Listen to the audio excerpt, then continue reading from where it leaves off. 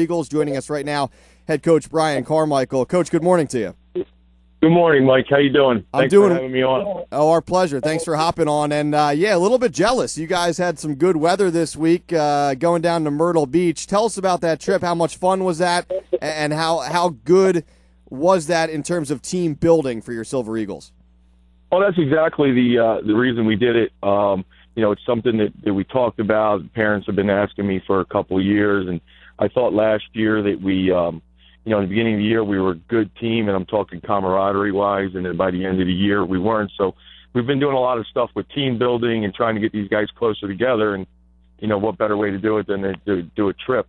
12 hours on the bus down and 12 hours back, and then have the opportunity to play baseball every day. We practiced 3 times prior to games each day. Facilities down there were awesome. It was just a really good trip, and then we did a lot of really fun and neat things with the kids away from baseball too. Go-kart riding. Took them to one of the big attractions down there is Broadway at the beach. Took them there for a night, and they kind of hung out as a team, and it's just a good bonding experience, good baseball experience altogether. Now, this was part of the Ripken experience? That's correct, yeah, Ripken experience, and we don't really have any choice in who we get to play. We tell them our school enrollment size and what our record was the previous year, and they kind of match you up against similar competition. And the competition was good. An opportunity to play LeBron James' alma mater and St. Vincent St. Mary's from Ohio. And then our second game was against the team from Kentucky. That was the night that we played them. They were ranked 19th in the state of Kentucky. Their team that played 40 games last year were 26-14. And the night that we played them, coming into the game, they had already played 13 games during the season. They were 10-3, and it ended up being probably the best game that we had down there. Went 9 innings. Really good atmosphere. One of the problems that we faced was that it started at 9 o'clock at night and game going extra innings. We didn't get the guys. I guess I looked at my watch when the last out was recorded, and it was 12:33 in the morning, and we had to be back out at the field at 9 o'clock. So it was a quick turnaround the next day. But it was just, 24 hours of nothing but baseball. It's nonstop. Absolutely. Checking in right now with Bryan Carmichael, head coach of the Egg Harbor Township Silver Eagles. His team just arriving back from a tournament in Myrtle Beach. They were down there this past week. Bryan, is this one of those deals? You see so many teams take these trips these days, and I know it takes a lot to put this together. You can't just snap your fingers and say, we're going. I mean, what's the lead-up time? What has to happen to put this together, and both in terms of fundraising, booster club, all that stuff? Well, we kind of got started late. I didn't make the decision until almost, I guess it was probably August, September. So I didn't give my booster club a whole lot of time. They've asked me if we're going to do it again, if I can make my decision before the season's over so they can start planning fundraising.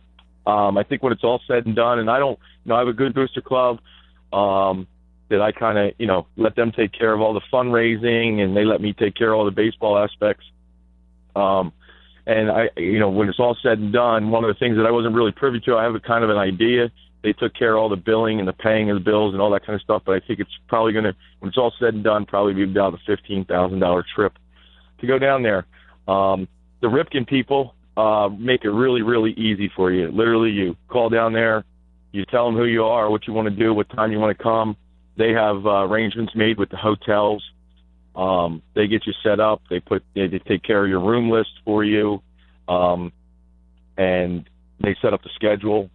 And then once you're done the baseball aspect, then it's pretty much you're free to figure out how you're going to travel and get down there. I know some teams fly. I chose to drove. I think there's something about being in a bus with your teammates for 12 hours. It's kind of how, baseball kind of started. Traveling the country in a bus and playing baseball games. So it's something I think we'll always do. We'll never fly down there. We'll always travel by bus, coach bus, if we do that. But it's a good trip. It's a lot of work.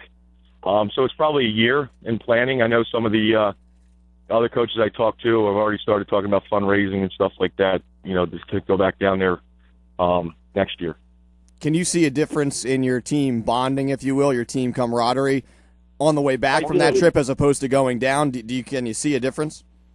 Absolutely, absolutely. And I think one of the things that we did, it was prior to the game we played against Male High School. We sat the kids down and, and told them that, listen, this is this is more than just baseball. You know, the reason we're doing this, and just kind of to reiterate what the whole goal of the trip was.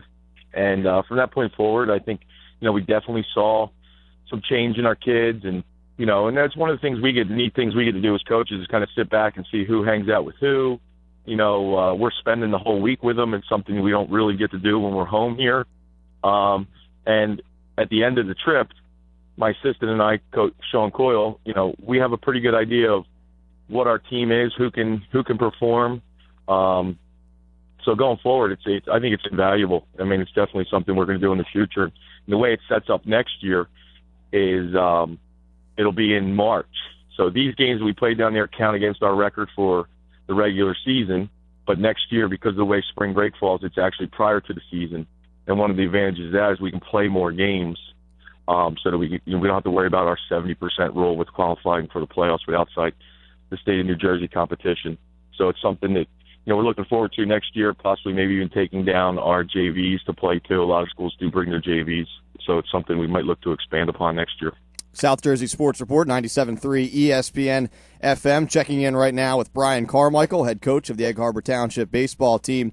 Coach, it seems like EHT may be one of those teams when you're talking preseason, you know, prognostication, maybe overlooked time to time, but a really nice season last year from your Silver Eagles. I know, you know, maybe going out a little bit before you wanted to in the state playoffs, but you do get that Diamond Classic bid. I mean, you guys are building this thing up. Do expectations change year to year? Do they grow year to year? And if so, what are your expectations for this year's team?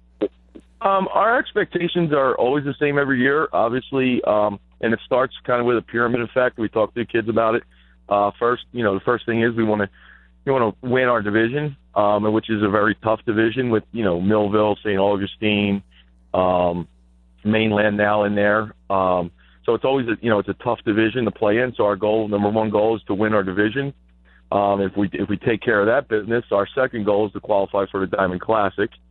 And then our third is to, qualify for a state tournament. And then following that in order would be, win a South Jersey title. And then, our ultimate goal is to win a state title, just like Mainland did last year. Do I think that I'm crazy by saying that? By no means. I mean, that's my goal. My goal is to build this program into, not only a South Jersey contender, but a team that is known on a national level. Whether that will happen or not, I don't know, but that's our goal. Anything I get involved in, I jump in full steam. And moving forward, that's what I tell the kids all the time. We want to win state titles here. That's what our goal is. Give me some names, Coach. I know a lot of guys on the roster last year that went on to play, or at least were signed to play Division I baseball, and a few of those guys are back this year. I mean, who are the guys you're counting on this year to lead the way for the Silver Eagles? Well, right now, the guys that are getting the job done are some of our underclassmen. Yesterday, Todd Henry had a great day for us at the plate.